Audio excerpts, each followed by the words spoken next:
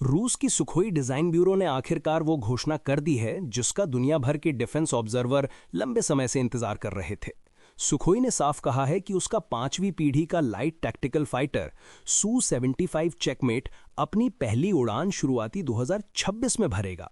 इस जेट में पिछले कुछ वर्षों में काफी बड़े डिजाइन बदलाव किए गए हैं जो उन देशों के सुझावों पर आधारित हैं जिन्हें रूस ने यह जेट दिखाया था। यानी अब चेकमेट सिर्फ एक मॉकअप नहीं रहा बल्कि एक ऐसा प्लेटफॉर्म बन चुका है जिसे सीधे एक्सपोर्ट मार्केट के लिए तैयार किया जा रहा है। रूस ने इस मौके पर भारत को फिर से एक मजबूत ऑफर भी दिया है। पूरा transfer of technology, exclusive export rights और यहां तक कि इंजन कस्टमाइजेशन सब कुछ भारत को देने की पेशकश दोहराई गई है ताकि न्यू दिल्ली इस प्रोजेक्ट में दिलचस्पी दिखाए। ये घोषणा ऐसे समय आई है जब रूस की एरोस्पेस इंडस्ट्री अंतर्राष्ट्रीय प्रतिबंधों और यूक्रेन संकट के कारण कई आर्थिक दबाव झेल रही है। इसके बावजूद रूस चेकमेट के जरिए दुनिया के स्टेल्थ फाइटर बाजार में अपनी मजबूत मौजूदगी कायम करना चाहता है। कॉमसोमोल्स्कॉन अमूर फैक्ट्री में इसके प्रोटोटाइप अब एडवांस असेंबली स्टेज में पहुंच चुके हैं।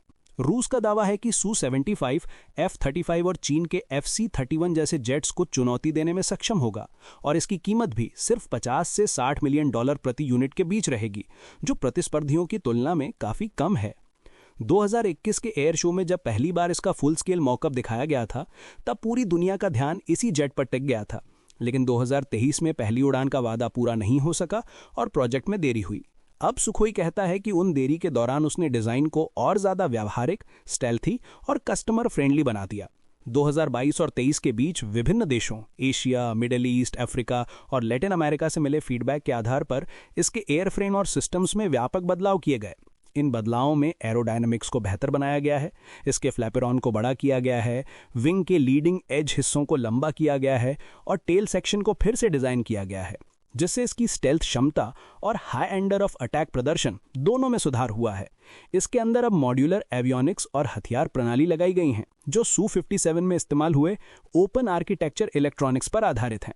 अब इसमें 5 इंटरनल वेपन बे हैं जो 74,000 किलो तक का लोड ले सकते हैं और नॉन स्टेल्थ मिशनों के लिए 11 एक्सटर्नल हार्ड पॉइंट भी हैं।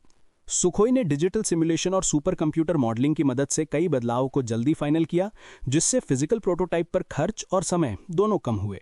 रूस का दावा है कि इसका ऑपरेटिंग कॉस्ट F-35 की तुलना में 6 या 7 गुना कम रह सकता है। 2025 के दुबई एयर शो में इसका 2-सीटर ट्रेनर वर्जन T-75 और एक अनमैन्ड लॉयल विंगमैन कॉन्फ़िगरेशन भी दिखाया गया, जिससे यह साफ हो गया कि Su-75 सिर्फ एक जेट नहीं बल्कि एक पूरी फ्यूचर फैमिली के रूप में विकसित किया जा रहा है।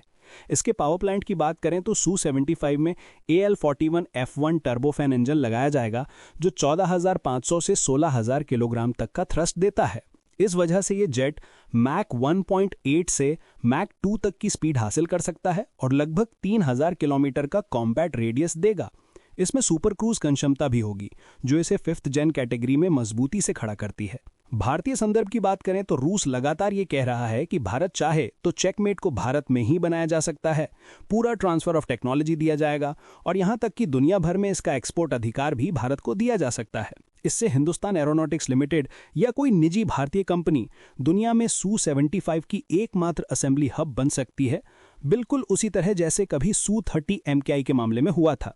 रूस का एक बड़ा आकर्षक प्रस्ताव यह भी है कि भारत चाहे तो इंजन चुन सकता है, या तो RD-177S इंजन या फिर Su-57 वाला ज्यादा शक्तिशाली AL-41 F1 इंजन।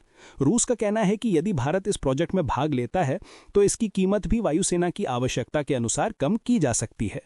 हालांकि भारत अभी MRFA टेंडर में 114 जेट्स के लिए ग्लोबल कंपनियों को परख रहा है और साथ ही एमका जैसी स्वदेशी परियोजनाओं को भी तेज कर रहा है। Su-75 एक सिंगल इंजन जेट है जो एमका जैसे ट्विन इंजन फाइटर से अलग श्रेणी का है, लेकिन भारतीय सामरिक समुदाय में एक बड़ा सवाल बना हुआ है कि क्या रूस मौजूदा प्रतिबंधों और संघर्षों के बीच समय पर सप्लाई दे पाएगा। यही संदेह फिलहाल भारत को थोड़ा सावधान बनाए हुए है। इसके बावजूद Su-75 चेकमेट भारत के लिए एक दिलचस्प विकल्प है। कम लागत, पूरी स्टेल्थ संरचना, अत्याधुनिक डिजाइन और तकनीक को अपने देश में हासिल करने का मौका।